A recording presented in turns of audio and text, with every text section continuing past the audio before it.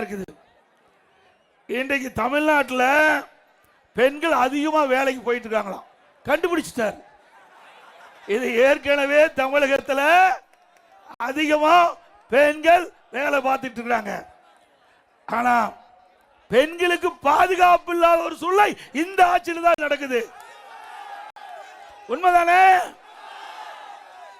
ஆனா ஸ்டாலின் சொல்றாரு, எடப்பாடி பழனிசாமி வேண்டும் என்ற திட்டமிட்டு அவருடைய நல்ல ஆட்சி பொறுத்து கொள்ள முடியாம பெண்களுக்கு பாலியல் சீண்டல் அதிகமாக இருப்பதாக குறை சொல்லுகிறார். திரு ஸ்டாலின் அவர்களே, நாங்கள் குறை சொல்லல, உங்களுடைய புள்ளி விவரம் குறை சொல்லுது. இன்றைக்கு அந்த புழுகு, ஆகாச புழுகு பேசுற ஸ்டாலின்,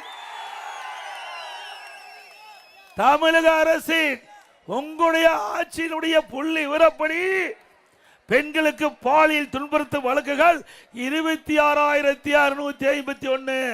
நாங்க சொல்லல, ஸ்டாலின் தலைமையில் இருக்கின்ற திராவிட முன்னேற்ற கழக அரசு புள்ளி விவரப்படி 26,651 பேர் இந்த பாலியல் துன்பத்திற்கு ஆளாயிருக்கிறாங்க. இதுல போக்சோ வழக்கு 18,000 வழக்குகள் பதிவு செய்யப்பட்டதாக உங்களுடைய அரசாங்கத்துடைய புள்ளி விவரம் தெரிவிக்கின்றது. இதுல நீதிமன்றம் போய் அது பாதிக்கப்பட்டவர்களுக்கு 6,999 பேர் பாதிக்கப்பட்டதாக, இன்றைக்கு இந்த சிறுமிகள் பாதிக்கப்பட்டதாக உயர் நீதிமன்றமே தீர்ப்பளிக்கப்படுகிறது. இதே உங்களுடைய சமூகத்துறை அமைச்சர் தூத்துக்குடியில் பேசுகின்ற பொழுது அவர் குறிப்பிடுகிறார், 6,999 போக்சோ வழக்குகள் பதிவு செய்யப்பட்டுள்ளதாகவும் அதற்கு 84 கோடி நிவாரணம் அளிக்கப்பட்டதாகவும் உங்களுடைய சமூகத்துறை அமைச்சர் தெரிவித்திருக்கின்றார். இந்த போக்சோ வழக்குனா சிறுமிகள் பாதிக்கப்படுகின்ற வழக்கு. போக்சோ வழக்கு சிறுமிகள், பெண் குழந்தைகள் பாதிக்கப்படுகின்ற வழக்கு. அதில் பாதிக்கப்பட்ட அந்த குழந்தைகள், அதனால் வழக்கு பதிவு செய்யப்பட்டது 6,999. அப்படி இருக்கின்ற பொழுது ஸ்டாலின் வடிகட்டிய பொய்யை பேசிக் கொண்டிருக்கிறார். சாதாரண வடிகட்டல, ஜமக்காலத்தில் வடிகட்டிய பொய்ய பேசிட்டு இருக்கார். தமிழகத்தில் பாலியல் சீண்டலே இல்லையா? தினந்தோறும் பத்திரிகை திறந்தா, ஊடகத்தை பார்த்தா இதுதான் செய்தி. இந்த பாலியல் சீண்டல் சிறுமிகள் பாதிக்கிறாங்க, பெண்கள் பாதிக்கிறாங்க, வயது முதிர்ந்த பாட்டியமா கூட பாதிக்கிறாங்க.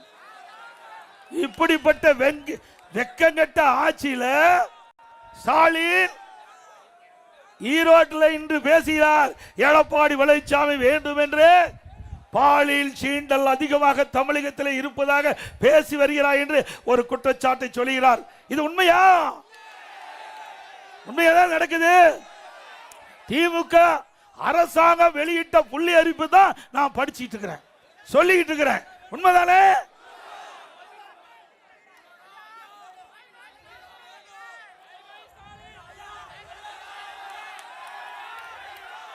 இன்னைக்கு நாம இதை சொன்னா பொள்ளாச்சி பாலியல் சீண்டல். திரு ஸ்டாலின் அவர்களே, பொள்ளாச்சியில் நடைபெற்ற சம்பவங்கள் உடனடியாக நியாயமாக விசாரணை நடைபெற வேண்டும் என்பதற்கு சிபிஐக்கு உத்தரவிட்ட அரசாங்கம் அதிமுக அரசாங்கம். உங்க அரசாங்கத்தை போல கேடுகட்ட அரசாங்கம் இல்ல. இன்னைக்கு அண்ணா நகரில் சிறுமி பாதிக்கப்பட்டு நீதிமன்றத்தில் சிபிஐ வழக்கு பதிவு செய்ய வேண்டும் என்று விசாரணை மேற்கொள்ள வேண்டும் தீர்ப்பளிக்கப்பட்டது. அதை எதிர்த்து இன்றைக்கு உச்சநீதிமன்றத்தை நாடிய அரசாங்கம் திமுக அரசாங்கம். யாரை காப்பாற்றுவதற்காக நீங்க உச்சநீதிமன்றம் போனீங்க? இன்றைக்கு உயர்நீதிமன்றம் ஒரு தீர்ப்பை அளித்த பிறகு அந்த தீர்ப்பின் அடிப்படையில் சிபிஐ விசாரணை மேற்கொண்டா உண்மை குற்றவாளிகளை கண்டுபிடித்து வருவார்கள். இன்றைக்கு அந்த சிறுமி பாலியல் சீண்டலுக்கு உட்படுத்தப்பட்ட குற்றவாளியை காப்பாற்றுகிற அரசு தேவையா? அதே போல அண்ணா பல்கலைக்கழகத்தில் மாணவிக்கு பாலியல் சீண்டல், யார் அந்த சார்? யார்? அண்ணா திமுக ஆட்சிக்கு உடனே யார் அந்த சார் கண்டுபிடிக்கப்படுவார், சட்டத்தை முன் நிறுத்தப்படுவார், தண்டனை பெற்று தரப்படும். அதே போல இன்றைக்கு பெண் காவல் அதிகாரி ஏடிஜிபி அவர் உதவி காவல் ஆய்வாளர் அந்த தேர்வு நடைபெற்றது. அதில் முறைகேடு நடைபெற்றதாக விசாரணை மேற்கொண்டு வந்தாங்க. அவருடைய அலுவலகத்தில் தீ வைத்து கொளுத்திய அரசாங்கம் பெண்களுக்கு பாதுகாப்பு கொடுக்கின்ற அரசாங்கமா? தூத்துக்குடி மாவட்டத்தில் விளாத்திக்குளத்தில் ஒரு வாரத்திற்கு முன்பு ஒரு மாணவி பாலியல் சீண்டல் பாதிக்கப்பட்டாங்க. உடனே அந்த மாணவி காணாமல் போன காரணத்தினாலே பெற்றோர்கள் காவல் நிலையத்திற்கு புகார் கொடுக்க போனாங்க. புகார் எடுக்கல, அவர்களே தேடி பார்த்தாங்க. பிறகு சடலமா அந்த பெண்ணை கண்டுபிடித்தாங்க. அதுக்கு பிறகுதான் காவல்துறை பதிவு செய்து. அப்படிப்பட்ட வெக்கங்கெட்ட அரசு தேவையா? இதெல்லாம் சொன்னா ஸ்டாலினுக்கு கோபம் பொத்துக்கிட்டு வருது.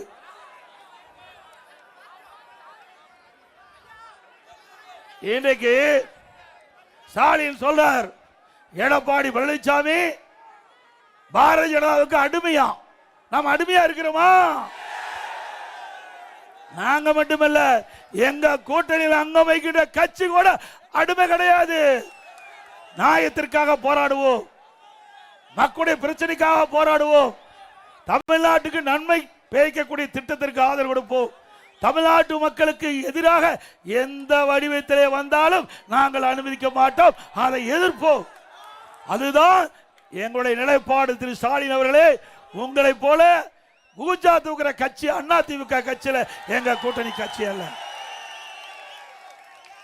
இன்றைக்கு ஸ்டாலின் எதிர்கட்சியா இருக்கின்ற பொழுது பாரத பிரதமர் சென்னைக்கு வந்த போது கருப்பு பலூன் விட்டார், கருப்பு கொடி பிடித்தார்.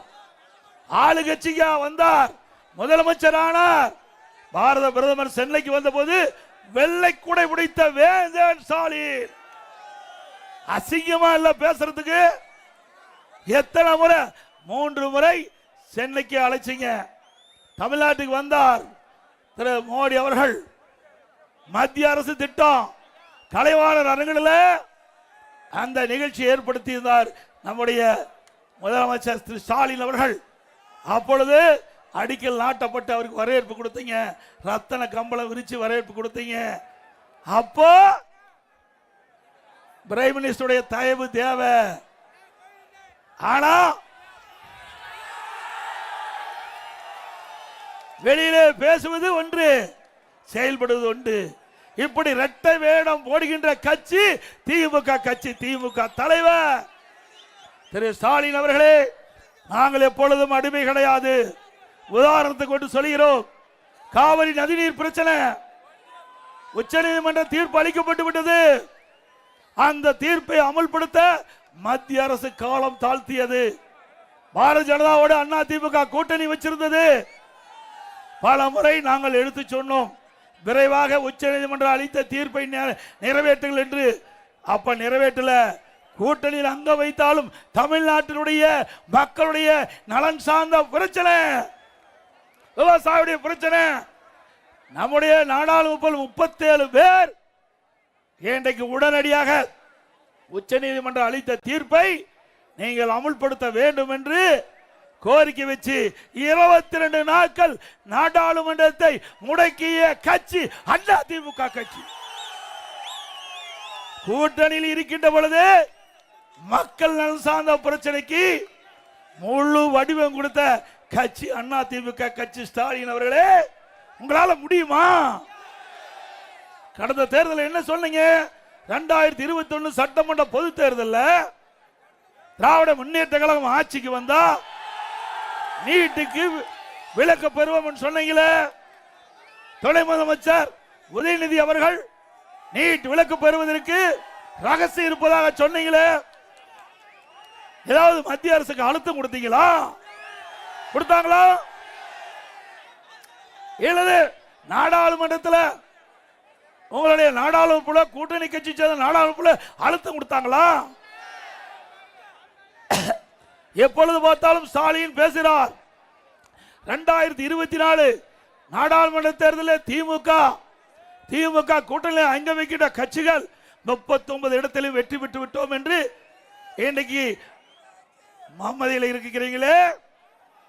39 நாடாளுமன்ற எங்க நாடாளுமன்றத்தில் பெஞ்ச தேய்ச்சிட்டு இருக்கிறீங்களா? நீட்டுக்கு விலக்கு பெறுவதற்கு ஏதாவது குரல் கொடுத்தீங்களா?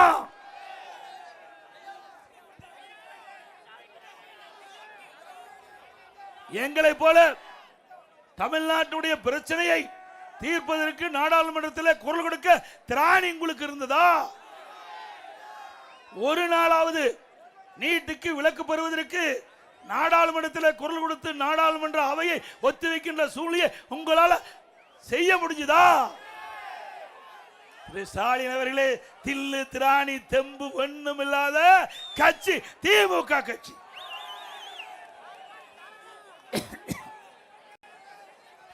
இன்றைய தினம் தமிழகத்தில் போதைப் பொருள் நிறைந்த மாநிலம். எங்க பார்த்தாலும் கஞ்சா விக்குது. விக்குதுல? விக்குதா இல்லைங்களா? கிராமத்திலிருந்து நகரம் வரை சந்து பொந்து மூளை முடுக்கு எல்லா இடத்துலயும் கஞ்சா விற்பனை அமோகமா நடக்குது.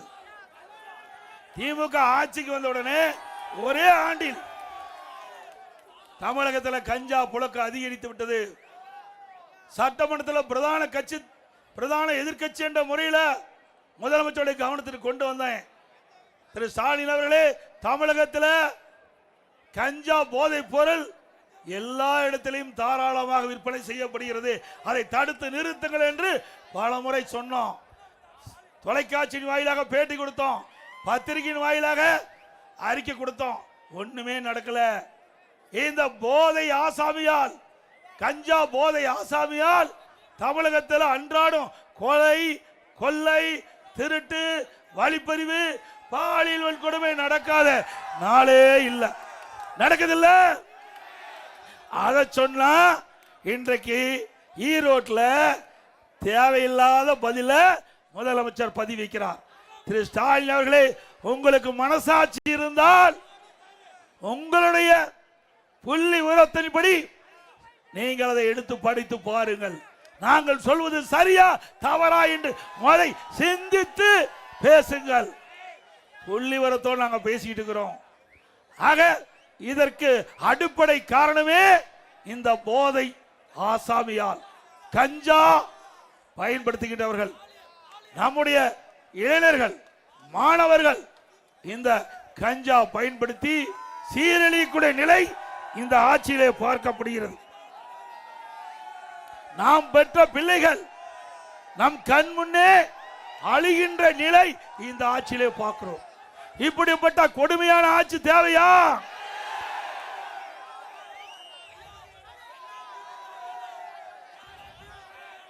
அதோட இன்றைய தினம் மின் கட்டணம் 52% உயர்த்திட்டாங்க. ஆண்டுக்கு 5% மின் கட்டண உயர்வு என்று அறிவிச்சு 3 ஆண்டுல 15% மின் கட்டண உயர்வு. ஏற்கனவே 52% உயர்த்தப்பட்டு விட்டது. இன்றைய தினம் 67% மின் கட்டண உயர்வு. கடைக்கு பீக் அவர் 6 to 9 வரைக்கும் 2 மடங்கு மின் கட்டண உயர்வு. அதே போல நகராட்சி, மாநகராட்சி, பேரூராட்சியில் வீட்டு வரி 100% உயர்வு. ஆண்டுக்கு 6% கூடுதலா வரி உயர்வு. 2 வருஷத்துல 12% உயர்ந்து விட்டது. அதிமுக ஆட்சியில் இருந்ததை விட திராவிட முன்னேற்ற கழக ஆட்சியில் 112% வீட்டு வரி உயர்வு. கடவரி 150% உயர்வு. ஆண்டுக்கு 6% கடவரி உயர்வு. அதோட குடிநீர் கட்டண உயர்வு. போதாதுக்கு குப்பைக்கு வரி போட்ட ஒரே அரசாங்கம் திரு ஸ்டாலின் தலைமையில் இருக்கிற அரசு. அதை கூட விட்டு வைக்கல. இதோட வெக்கங்கேடு கழிப்பற இத சென்னையில பராமரிப்பதற்கு ஊழல். ஏங்க கேவலம் இல்ல? கழிப்பறையை பராமரிப்பதற்கு அதுல ஊழல் செய்த ஒரே அரசாங்கம் திமுக அரசாங்கம். இன்றைய தினம் ஸ்டாலின் எப்பொழுது பார்த்தாலும் பேசுகிறார், இந்தியாவிலேயே முதன்மையான அரசாங்கம் திமுக அரசாங்கம். எதுல முதன்மையான அரசாங்கம்? கடன் வாங்குவதிலே முதன்மையான அரசாங்கம், ஊழல் செய்வதிலே முதன்மையான அரசாங்கம். உண்மைதானே? உண்மைதான் பேசுறோம். ஊழல் செய்கிறாங்கல்ல, 5 லட்சம் கோடி 5 வருஷத்துல கடன் வாங்கியிருக்கார். 5 வருஷத்துல. இதுதான் திமுக ஆட்சியுடைய சாதனை. திரு ஸ்டாலினுடைய சாதனை 5 லட்சம் கோடி வாங்கினது. சிந்திச்சு பாருங்க. கிட்டத்தட்ட 73 ஆண்டு காலம் பல அரசாங்கம் தமிழகத்திலே ஆண்டு இருக்குது. 73 ஆண்டு காலம் பல கட்சி தமிழகத்திலே ஆட்சி புரிந்திருக்குது. அந்த 73 ஆண்டு காலத்தில் 2021 வரை தமிழ்நாட்டுடைய கடன் 4,85,000 கோடி. 2021 இருந்து 2026 வரை திராவிட முன்னேற்ற கழக ஆட்சியில் 5 லட்சம் கோடி கடன். இந்தியாவிலேயே கடன் வாங்குவதில் முதல் இடம் தமிழ்நாடு. வெக்கக்கேடு இல்ல? அது மட்டுமல்ல, 2021 சட்டமன்ற பொது தேர்தல் திராவிட முன்னேற்ற கழக தேர்தல் அறிக்கையில திரு ஸ்டாலின் வெளியிட்டார். இன்றைக்கு நிதி மேலாண்மை சரி செய்வதற்கு நிபுணர் குழு அமைக்கப்படும். அந்த நிபுணர் குழு வரிவாயை உயர்த்தும், கடன் அளவை குறைக்கும் அப்படின்னு வெளியிட்டாங்க. அதே போல நிபுணர் குழு அமைச்சாங்க. அமைச்ச பிறகு எதுக்கு அமைச்சாங்க? கடன் வாங்குறதுக்கு அமைச்சிருக்கிறாங்க. கடன் எப்படி வாங்குறது அதுக்காக நிபுணர் குழு அமைச்சாங்க. கடனை குறைப்பதற்கு இல்ல, வருவாயை பெருக்கி கடனை குறைக்க இல்லை இந்த அரசாங்கம். அவருடைய நிபுணர் குழு கடனை பெறுவதற்கு அமைக்கப்பட்ட குழுதான் இந்த நிபுணர் குழு என்பதை நேரத்தில் தெரிவிக்க விரும்புகிறேன். அது மட்டுமல்ல, அருமை சோதரர் திரு அன்பழகன் அவர்கள் உயர்கல்வித்துறை அமைச்சராக இருந்த காலகட்டம்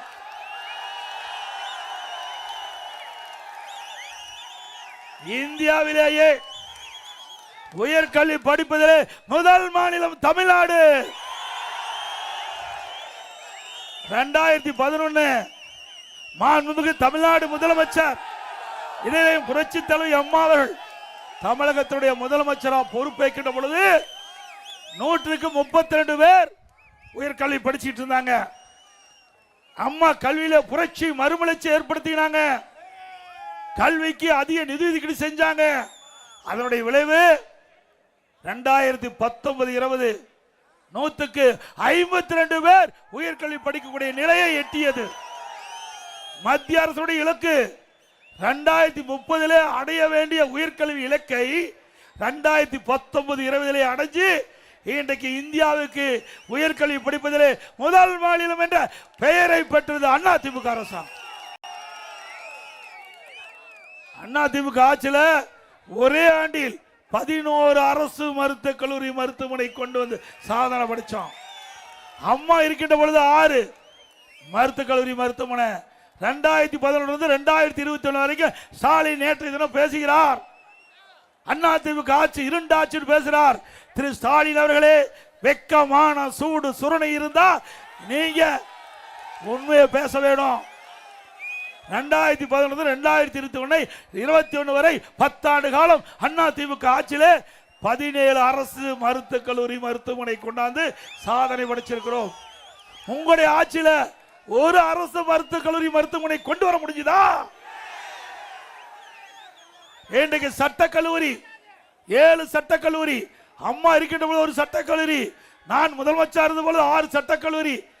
ஏன் இங்க தருமபுரி மாவட்டத்தில் ஒரு சட்டக்கல்லூரி.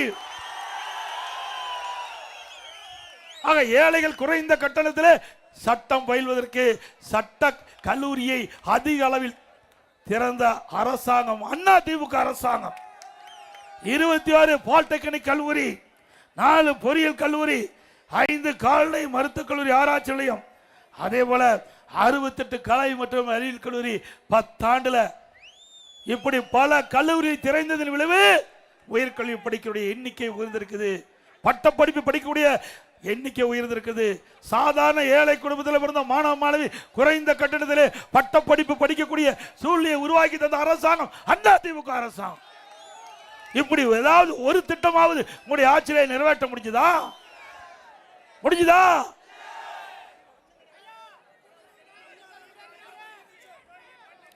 அதோட சிந்திச்சு பாருங்க.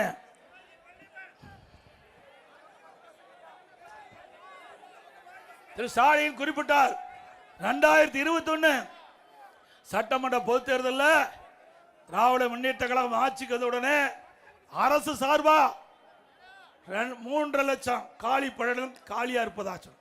3 லட்சம் பணியிடங்கள் காலியாக இருப்பதாகும். 2 லட்சம் அரசு சார்ந்த பணியிடங்கள் காலியா இருப்பது அந்த தேர்தல் அறிக்கையில் குறிப்பிட்டீங்க.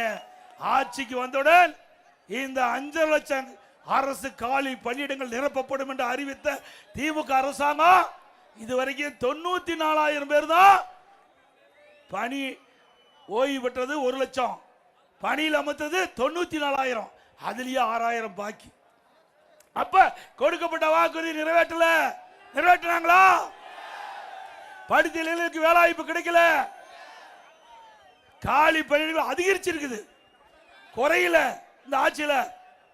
அதோட அரசு ஊழியர்கள் 8% பேர் அரசு ஊழியர் இருக்கிறாங்க.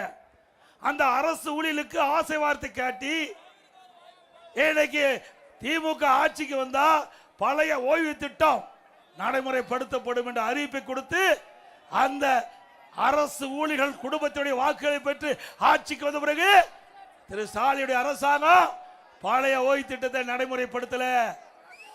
அவர்களும் போராடுறாங்க, அவர்கள் சிறையில் அடைக்கப்பட்டாங்க. இப்படிப்பட்ட கொடுமையான ஆட்சி நாட்டுக்கு தேவையா? அதே போல தூய்மை பணியாளருக்கு அவர்கள் அறிவிப்பிலே வாக்குறுதி கொடுத்தாங்க. திமுக ஆட்சிக்கு வந்தா பணி நிரந்தரம்னு. சத்துணவு அமைப்பாளர்கள் வாக்குறுதி கொடுத்தாங்க, செவிலியருக்கு வாக்குறுதி கொடுத்தாங்க. எந்த வாக்குறுதி நிறைவேற்றவில்லை. அதனாலதான் அந்த அமைப்பை சேர்ந்தவர்களாம் சாலையிலே வந்து போராடுகின்ற நிலை இந்த ஆட்சியிலே பார்க்கப்படுகிறது. இப்படிப்பட்ட அரசாங்கம் தேவைங்களா? அத்தனையும் பொய், பேசுவது அத்தனையும் பொய்.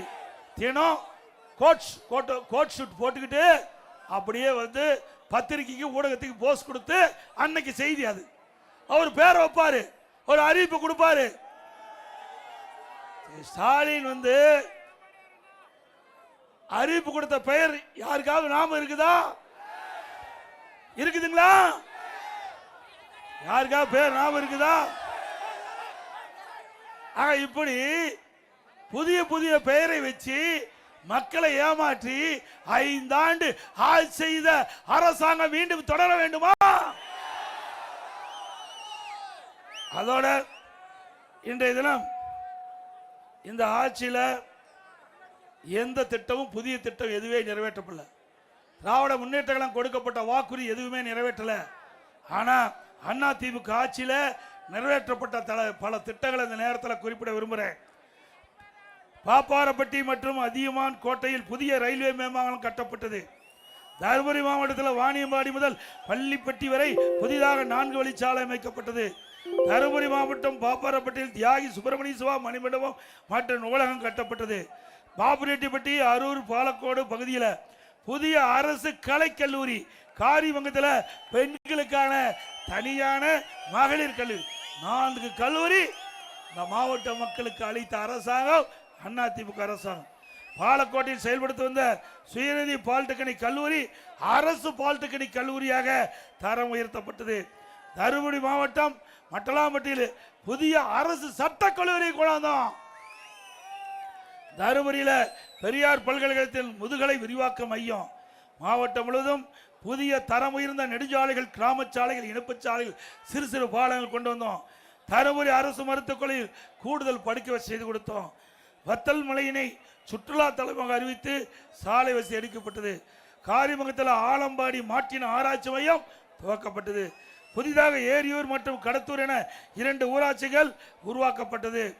ஒகேனக்கலில் இருந்து காவிரி உபரி நீர் திட்டத்தின் மூலம் மாவட்டத்தில் உள்ள ஏரி, குளம், குட்டை நிரப்புவதற்குண்டான நடவடிக்கை எடுக்கப்படும். இந்த ஆட்சியில் அதிமுக ஆட்சியில கொண்டு வந்த திட்டம் என்ற ஒரே காரணத்திற்காக அரசியல் காழ்ப்புணர்ச்சியின் காரணமா பல திட்டத்தில் கிடப்பில் போட்டிருக்காங்க. அது ஒரு சிலவற்றம். பஞ்சப்பள்ளி சின்னாறு அணையில் இருந்து வெளியேறும் உபரி நீரை ஜெர்தலாவ் கால்வாயை 5000 மீட்டரிலிருந்து புதிய கால்வாய் அமைத்து எரணள்ளி ஏரியிலிருந்து புலிக்கரை ஏரி, பேகாரள்ளி ஏரி உட்பட 14 ஏரிகளுக்கு தண்ணீர் கொண்டு வரும் திட்டம் விடியா திமுக ஆட்சியில ஆமை வேகத்தில் நடக்குது. மீண்டும் உங்க துணையோடு அண்ணா திமுக ஆட்சி வந்த உடனே திட்டம் விரைந்து முடித்து செயல்பாட்டுக்கு வரும்.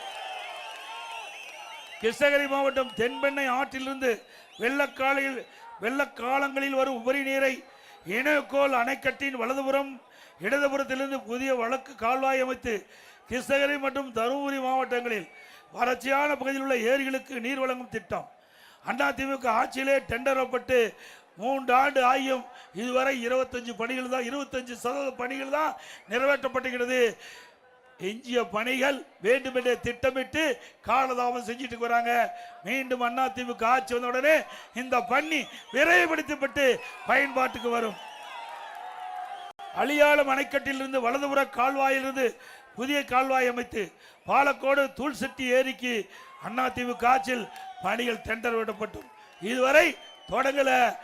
அதிமுக ஆட்சி உடனே இந்த திட்டம் நிறைவேற்றப்படும். ஆரூர் ஈச்சம்பாடி அணைக்கட்டிலிருந்து பொதியின் பள்ளம் அணைக்கட்டிற்கு நீரேற்றும் குழாயின் மூலம் நீரேற்றும் திட்டத்திற்கு 66 ஏரிகளுக்கு தண்ணீர் கொண்டு செல்லும் திட்டத்திற்கு அதிமுக ஆட்சி காலத்தில் அரசாணை வெளியிடப்பட்டது. இந்த ஆண்டுல இந்த ஆட்சியில கிடப்புல போட்டாங்க. மீண்டும் அதிமுக ஆட்சி வந்தவுடன் இந்த திட்டம் தொடங்கப்பட்டு நிறைவேற்றப்படும். பாலக்கோட்டையில் வேளாண்மை பட்டக்கல்லூரி அமைக்க அரசாணை பிறப்பிக்கப்பட்டது. விடிய திமுக ஆட்சியில் அரசாணை ரத்து செய்யப்பட்டிருக்குது. மீண்டும் அதிமுக ஆட்சியுடன் இந்த திட்டம் நிறைவேற்றப்படும். தருமபுரி வருவாய் கோட்டத்தில் பாலக்கோடு புதிய வருவாய் கோட்டம் அமைக்கும் திட்டத்தை விடிய அரசு கிடப்பில் போடப்பட்டுள்ளது. இந்த திட்டமும் நிறைவேற்றப்படும் என்ற செய்தியை இந்த நேரத்தில் தெரிவிக்க விரும்புகிறேன்.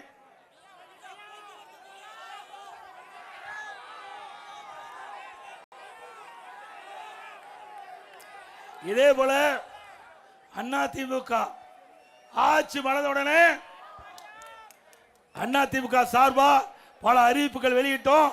முக்கியமான அறிவிப்புகள் சிலவற்றை இந்த தேர்தல் பிரச்சார கூட்டத்தின் வாயிலாக தெரிவிக்கிறேன். இன்னைக்கு விடியா திமுக ஆட்சியில் விலைவாசி உயர்ந்து விட்டது, வரிகள் உயர்த்தப்பட்டு விட்டது. இதனால் பொதுமக்கள் பாதிக்கிறாங்க. அந்த பாதிப்பிலிருந்து விடுவிக்க ஒவ்வொரு குடும்ப அட்டைதாருக்கும் 10,000 ரூபாய் உதவித்தொகை வழங்கப்படும். தற்போது குடும்ப தலைவிக்கு 1000 ரூபாய் கொடுக்கிறாங்க, அது 2000 ரூபாயை உயர்த்தி வழங்கப்படும். எல்லா குடும்ப அட்டைக்கும் ஃப்ரிட்ஜ் விலை இல்லாம வழங்கப்படும். எல்லா குடும்பத்துக்கும் குளிர்பதன பெட்டி ஃப்ரிட்ஜ் விலை இல்லாம வழங்கப்படும். வேலைக்கு செல்லும் பெண்களுக்கு, நம்முடைய சகோதரிகளுக்கு அம்மா இருசக்கர வாகனம் 5 லட்சம் பேருக்கு வழங்கப்படும். ஒவ்வொரு அம்மா இருசக்கர வாகனத்துக்கு 25,000 மானியம் கொடுக்கப்படும். எல்லா குடும்பத்திற்கும் வாடகைக்கு 3 கேஸ் சிலிண்டர் விலை இல்லாமல் வழங்கப்படும். ஒவ்வொரு ஆண்டும் தைப்பொங்கல் அன்று பொங்கல் தோப்பு கொடுப்போம். அதோட பொங்கல் பரிசு 1000 ரூபாய் வழங்கப்படும். ஒவ்வொரு ஆண்டும் தீபாவளி என்று நம்முடைய பெண்களுக்கு அற்புதமான பட்டுப்புடவை வழங்கப்படும். தற்போது நகர பேருந்தில் மகளிருக்கு தான் கட்டணம் இல்லாம வசதி இருக்குது. அதிமுக ஆட்சி வந்த உடனே ஆண்களுக்கும் நகர பேருந்தில் கட்டணம் இல்லாம பயணம் செய்யும். அதே போல ரேஷன் கடையில் விலையெல்லாம் அரிசி கொடுத்துட்டு இருக்கிறோம். அதிமுக ஆட்சி வந்த உடனே இனி ரேஷன் கடையில் பருப்பு விலை இல்லாம கொடுக்கப்படும், எண்ணெய் விலை இல்லாம கொடுக்கப்படும். அதே போல நகர பகுதியில் சாலை ஓரமாக கடை வைத்து சிறு கடை வைத்து வியாபாரம் செய்கிறவர்கள் கூட்டுறவு சங்கத்தில் வாங்கிய கடன் தள்ளுபடி செய்யப்படும். மாற்றுத்திறனாளிகள் கூட்டுறவு சங்கத்தில் வாங்கிய கடன் தள்ளுபடி செய்யப்படும். விவசாய பருவடி மக்கள் தொடக்க வேளாண் கூட்டுறவு சங்கத்தில் வாங்கிய பயிர்க்கடன் தள்ளுபடி செய்யப்படும்.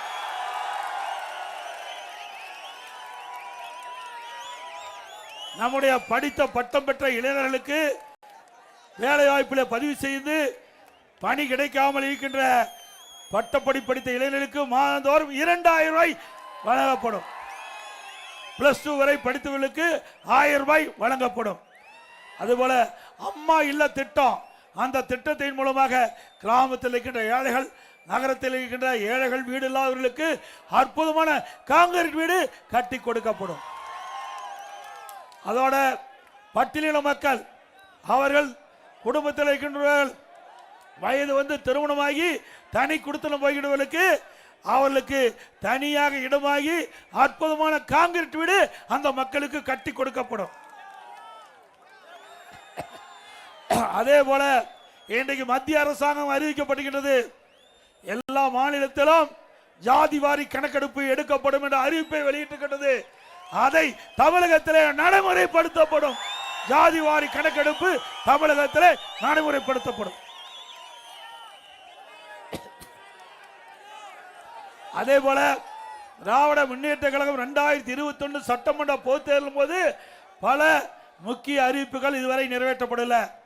பெட்ரோல் டீசல் விலை குறைக்கிறாங்க, குறிச்சாங்களா? மாதந்தோறும் கேஸ் சிலிண்டருக்கு மானியம் 100 ரூபாய் கொடுக்கறாங்க, கொடுத்தாங்களா? கல்விகள் ரத்து பண்ணாங்களா? அதே போல 100 நாள் வேலை திட்டத்தை 150 நாளா உயர்த்தினாங்களா? நாங்க தொடர்ந்து மத்திய அரசுக்கு அழுத்தம் கொடுத்ததின் காரணமாக மத்திய அரசாங்கம் 100 நாள் வேலை திட்டத்தை 125 நாளா உயர்த்தப்பட்டுகிறது. அதிமுக ஆட்சிக்கு உடனே 125 நாள் வேலை திட்டத்தை 150 நாளாக உயர்த்தப்படும்.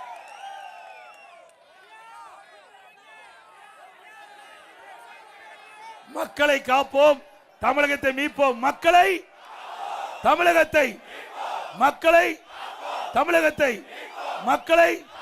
தமிழகத்தை ஸ்டாலின் மாடல் அரசு, ஃபெயிலியர் மாடல் அரசு.